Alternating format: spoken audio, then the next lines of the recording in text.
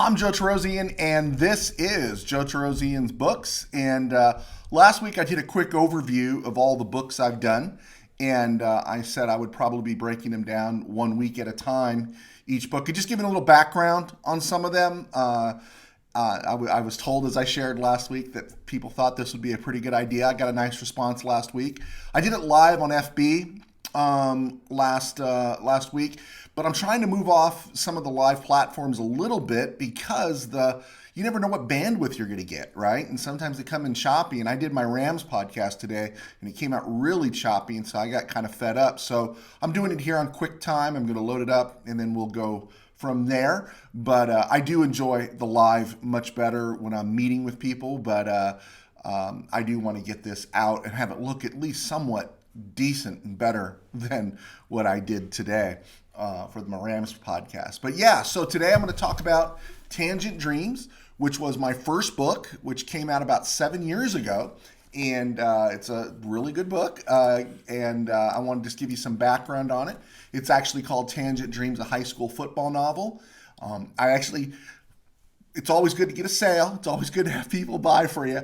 But I had people buy this thinking it was a nonfiction book, and when they read it was a fiction, they were surprised and such. But they didn't ask for their money back, so that was good. I put this out in about December of 2015, and put it out a little too soon. January of 2016, I had to bring it back in and do a couple of cleanup things. Pat Cherry did the cover of this, and Pat Cherry does all my book covers. And one of the things I didn't share with anybody is that, yes, that's supposed to be Dale Andrade. That's the the receiver there.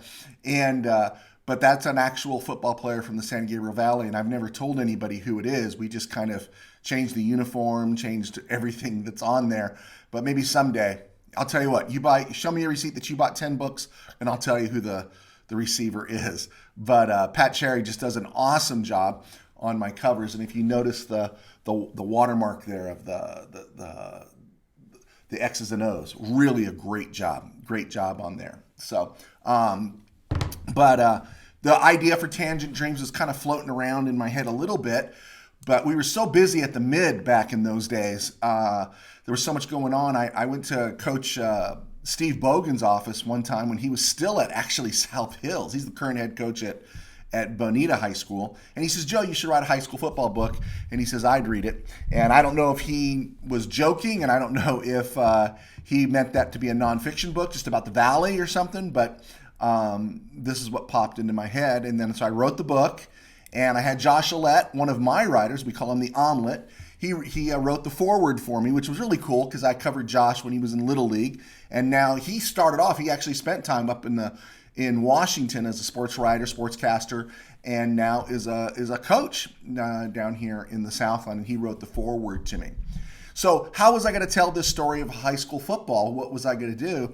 Well, I knew I wanted to tell the story of a quarterback because briefly in my youth I played some quarterback, but I wanted to tell it in a way that wasn't like anything else. I wanted to do it without getting inside the quarterback's head. And over the course of a football season, like all the ups and downs and everything takes place, because there's times when the quarterback's confidence gets rattled, and there's times he's injured and all those things. And but also in the 20 plus years I covered high school football, a good high school quarterback can become almost mythic in his area. Seriously, you'll still talk about him. I mean, you mentioned names like Steven Rivera, Nick Bueno. You just mentioned certain names in certain areas, and everyone goes, oh yeah, that guy, Brandon Martinez at El Monte, right? And they might not have had championship success, but people remember them for their accomplishments and how they seem to make, the improbable probable, right? And it was their personality alone, and they had charisma. And it's a great example of high school football where the 5'8" kid who doesn't have a big arm, has decent but not great wheels, but he has the ability to make a decision quickly, right, and rally his team. He can become a star and a mythic figure, while I've seen so many of them come where you got a kid that's 6'3" to 6'5", they got a cannon of an arm, and they got all the measurables, but they always collapsed under pressure because they didn't have the ability to make a decision. And And so that's the unique thing about this area. Very few go on to great stardom. I mean, you can count a few, not many. But the quarterbacks, some of the greatest quarterbacks in the area never played a lick of college football, right? In terms of just great quarterbacks playing at their high school. So the idea for Fred Ritter, was born. And of course, I love the idea. I was laying in bed one night and I was thinking, ooh, who would this be? And I said, Fred X, right? A Fred X delivery, right? I need a Fred X delivery. And I wanted him to be charismatic, and I wanted his teammates and friends to always be in awe of him. And in a sense, I wanted him to be Gatsby. I know, I'm not saying I'm F. Scott. I'm not even pretending I'm F. Scott. But I wanted us to have some distance from him, so we weren't inside his thoughts. We didn't hear his doubts. We didn't hear his questioning or the things that went through his head. I wanted him to be observed. And so who I used was the other character, the main character of the story, is Dale Andrade. There's Dale Andrade right there. And of course, his nickname was Hansdrade or Hansman. And throughout the book, I seldom call him Dale, right? He's Hansdrade or Hansman. And it's in his head that we're in the whole story. He's my Nick Carraway. If you've read Gatsby, he's my Nick Carraway. He's in awe of Fred X. Fred X is everything to him. Fred X brought him into football, and he becomes his quarterback. And through Fred X, Hansdrade discovers a whole new world. And so it is modeled a little bit after Gatsby like that. And so that was really fun because my hero was technically a little bit distant, but the guy was the everyman, was just like any of us. I also knew I wanted to set this book in Southern California and be in the San Gabriel Valley, where I covered all my football games over the years. And the reason for that is that I was told I would have gotten a lot more attention for this book if I had based it in the traditional, let's set it in Texas and let's play for championships and everything's on the line for a scholarship. And the funny thing is, if you ever saw All the Right Moves with Tom Cruise back in the 80s, right? Everybody in his high school is going Division I. One guy's going to West Virginia. Another guy's going to USC. Everyone's going to all these big places, right? It's like, man, okay. I never seen a school with so many D1 players, right? But I wanted the San Gabriel Valley because it's a place where I knew the history. I understood the demographics. And I could foresee most of the outcomes that usually happens with a high school football team, high school football player, high school football quarterback, right? And the other part is in the SGV, there's just so much diversity, right? And not that matters as much, but it's a fact of the SGV. So you have mixed marriages and stuff where Fred Ritter is a Hispanic football player. But his last name is Ritter. So he gets attention because his last name's Ritter, but his skin is really dark because his mother's Hispanic, right?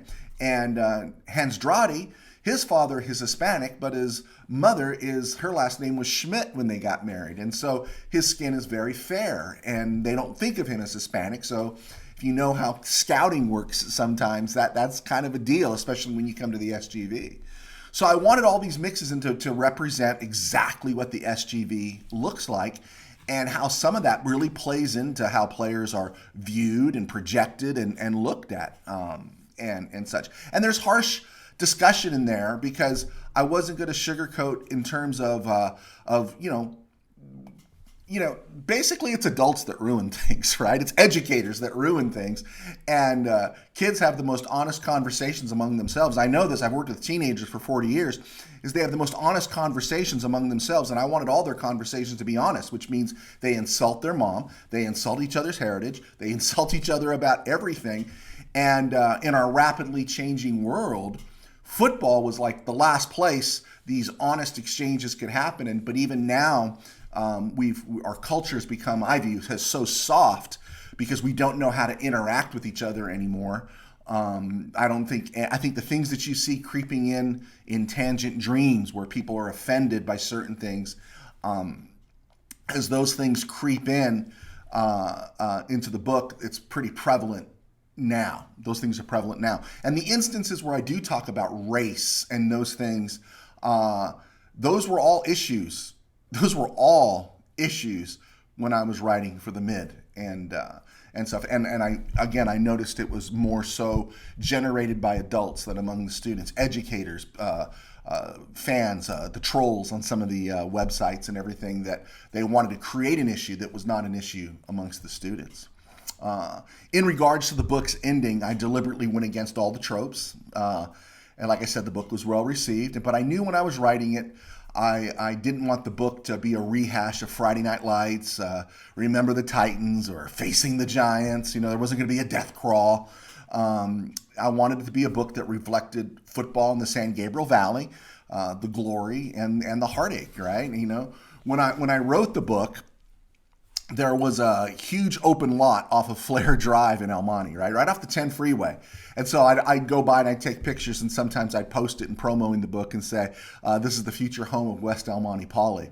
And so I had been working at the mid. I'd used a fictional mention of West El Monte Poly and their head coach, Skip Pacou, for about 5 or 6 years. And I'd drop it in my fan view column, and more often than not, once in a while, not more often than not, once in a while, I'd have somebody call and say, hey, Joe, where's that school at? I had one coach whose mom said, how come you don't schedule a game against West El Monte Poly? And the coach had to tell his mom, that's not a real school. Joe just made it up for his column. Hey, maybe I was the George Plimpton of the San Gabriel Valley, right? I created my own Sid Finch.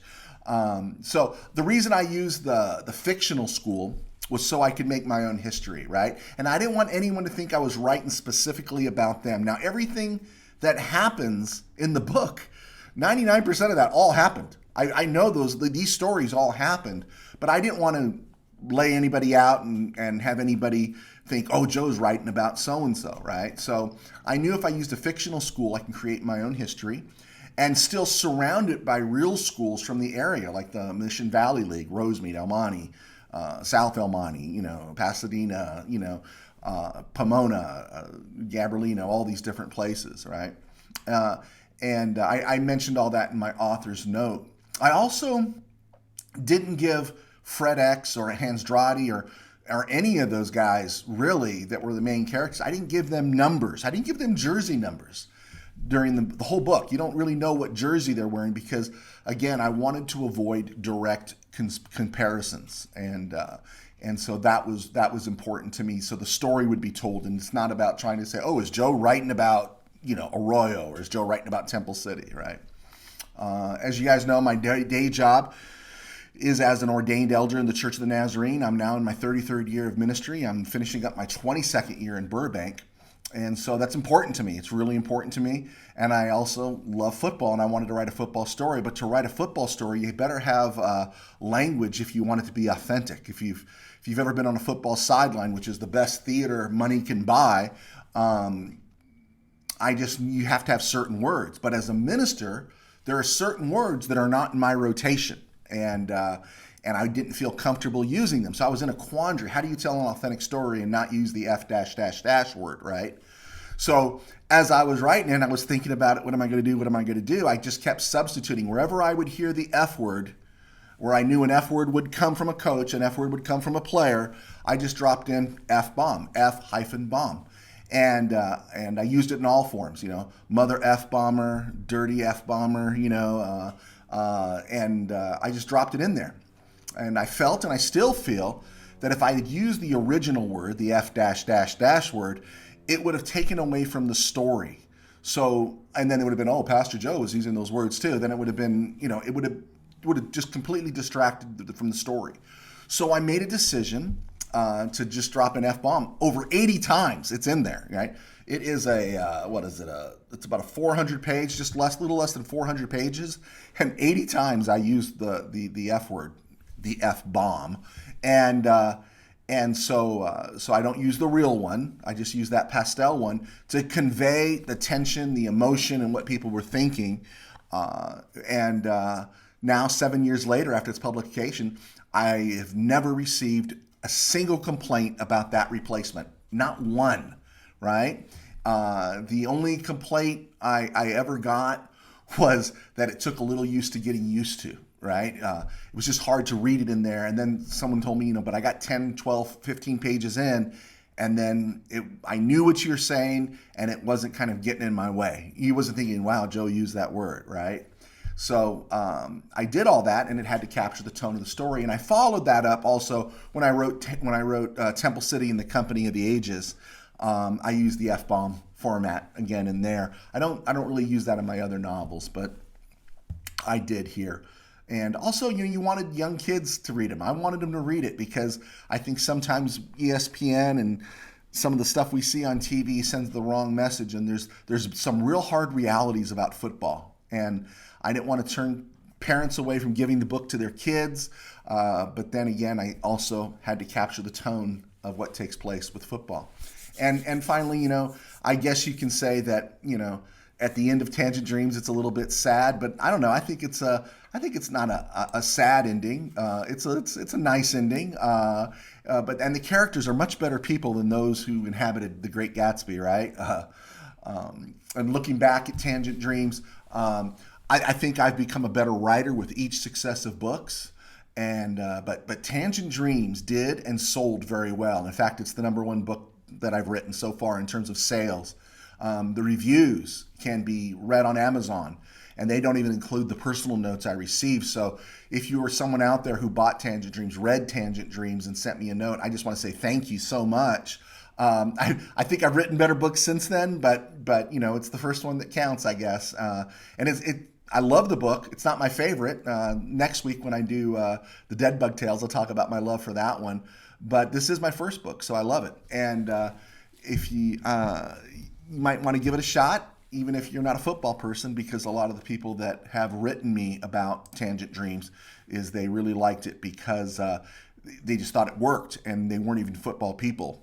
And so wanted to get that across. My next book, The Pastor Who Couldn't Wait for Christmas to Be Over, will be coming out probably within a week. And that was another book that I had to be careful with when I wrote it because I didn't want anyone to think. It took me really long to edit that book because people thought that maybe I was writing about them. And again, I spent 20 plus years covering high school football in general.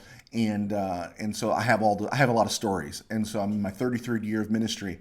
I have a lot of stories too that don't pertain to always to people I know. Anyway, I wanted to get that across. Well, I hope this comes across. If you like it, please hit like, leave a comment, and thank you so much. And looking forward to getting out more books and interacting. Thank you for being part of Joe T. Books on Facebook and for all your support. God bless, take care, and we'll talk to you soon.